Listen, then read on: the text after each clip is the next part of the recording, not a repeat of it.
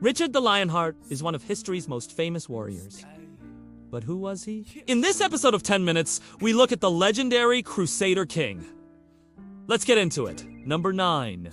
Birth of a warrior. Richard I was born in Oxford in 1157. His father was Henry II, the first Plantagenet king of England. His mother was Eleanor of Aquitaine, one of the richest women in Europe. She had previously been married to Louis VII of France, from whom she divorced to marry Henry. A bit scandalous, Richard was the third of their 8 children, and was named after his grandfather, Richard the Lionheart, Duke of Normandy, from whom he was descended. Growing up, he received an extensive education.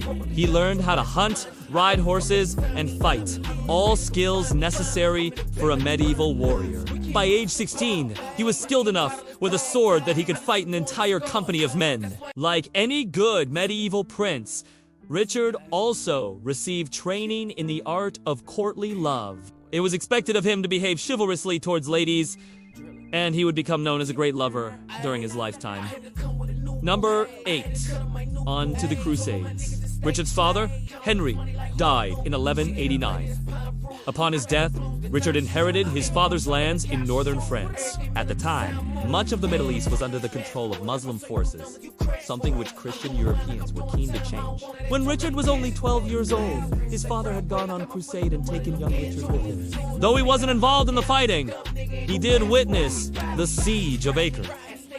During this siege, Christians took over a hospital run by Muslim forces, executing many of its defenders and forcibly converting the rest to Christianity. Even as a child, this event left a deep impression on Richard. So when Pope Gregory VIII called for another crusade in 1187, Richard was ready. Number 7, the Third Crusade. In 1189, Richard joined the Third Crusade, which aimed to recapture Jerusalem from Saladin, the Muslim leader who had recently seized it. Richard marched east through France, Germany, and Italy, arriving in Acre in 1190. This city had been captured from the Muslims, but not without great cost. Famine had hit the city hard, and the Crusaders struggled to fend off further attacks from Saladin's army. When Richard arrived, he spent his first few months in Acre consolidating power and organizing the defense of the city. Finally, in July 1191, the Crusaders broke out of the siege and won a decisive victory over Saladin in the Battle of Ars. This battle was a huge propaganda win for the Crusaders, especially for Richard. It was said that he fought like a man possessed, slaying over 50 knights in single combat. As the Muslim army fled, the Crusaders pursued them all the way to Jaffa. Once there, they laid siege to the city once again. After 5 months, the city fell to the Crusaders, and Richard entered Jaffa in great style. He granted noble titles to his knights and rewarded common soldiers with money and land. But he also behaved magnanimously towards those who surrendered the city. He allowed them to keep their property and even helped them evacuate the city. This act won him many admirers throughout Europe, especially among the ladies. One chronicler wrote, "He was held in highest regard by God and man. By God because of his noble acts. By man because of his prowess in arms." Number 6. Failure at the summit. Richard continued on to Jerusalem, hoping to take the city for the Crusaders. However, he found that his army was exhausted and demoralized. Most of his men just wanted to go home. Also, his fellow Crusader leaders, King Philip of France and Holy Roman Emperor Frederick Barbarossa, had both gone home. Barbarossa drowned on his way back, while Philip returned to France after being sick of waiting for the others. With morale low and no other leaders to help him, Richard decided to end the crusade and return to England. Along the way, he visited Venice and made an important ally in Doge Ziani, who gave him a fleet of ships to help transport his army back home. Number 5. Return to England. Back in England, Richard set about securing his kingdom. There had been revolts in his territories while he was away, and he spent his early reign putting them down. One rebel leader, the Earl of Leicester, was executed for his crimes. However, Richard also built up Anglo-French relations during his reign. He went on a diplomatic mission to meet with King Louis VIII of France. There is some debate as to whether Richard actually went to France, or if he was tricked into staying in France by Louis VIII, who was a master of diplomacy. Either way, Richard returned to England with his reputation as a great warrior intact. He hosted great tournaments where nobles from all over Europe came to compete against each other. In fact, during one of these tournaments, he nearly killed the Scottish king, William the Lion.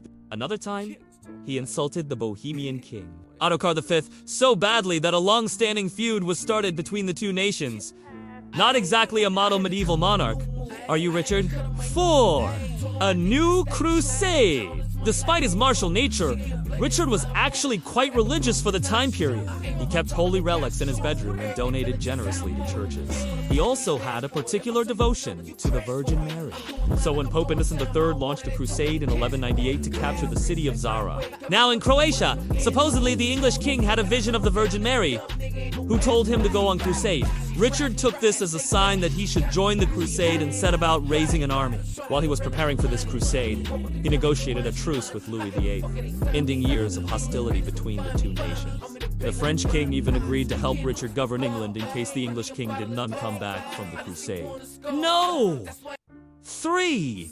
Imprisonment. Upon arriving at Zara, Richard found that the crusade was going poorly. The city had been heavily fortified, and the Crusaders were making little progress against it. Apparently, Richard had not brought enough men to lay siege to such a heavily defended city. Instead, he sent messages back to England asking for more troops. But before he got any reinforcements, he was captured. How exactly this happened is not known, but according to legend, he was wounded in battle and washed ashore near a castle guarded by Muslims. Other accounts claim he was betrayed by a group of mercenaries he had hired. Either way, when he awoke, he was a prisoner of the Sultan of Bahrain. Richard was thrown into a dungeon where he remained for 6 long months. While in prison, he reportedly shared a cell with 3 fellow Christian captives, a bishop, a knight, and a hermit. To prove that Richard was in prison, a Muslim chronicler showed the world his ring, which had been cut from his seal. Legend says that when Richard heard Mass one morning, he swore revenge against those who had captured him. No. To escape. When Richard was finally released in 1194, it was thanks to his brother, King John of England, who paid a massive ransom for him. Also, apparently Richard's reputation as a great warrior was well known in the Middle East, as the Sultan of Bahrain had hoped to use the English king as a bargaining chip to get even more money out of England. True to his word, Richard spent the rest of his life trying to get his revenge on the Muslims. No. 1 death. Richard's next crusade came in 1198 when he led an attack on the Holy Land once again. But by this point, he had become a controversial figure. His allies accused him of being too greedy and not caring about the poor. Meanwhile, his enemies claimed that he had come to plunder the region. Either way, Richard's health began to decline, and he was forced to return to England. That same year, he was wounded in a tournament, and shortly thereafter, died of an infection caused by the wound. Before his death, he had named his brother John as his heir. But this caused outrage among the English nobility, who wanted Richard's widow to inherit the throne. These nobles chose John Baldock as their king, starting the First Barons' War. And that's the end of part 1 of our series on Richard the Lionheart. Join us next time as we continue the series. Don't forget to like, share, and subscribe for more history.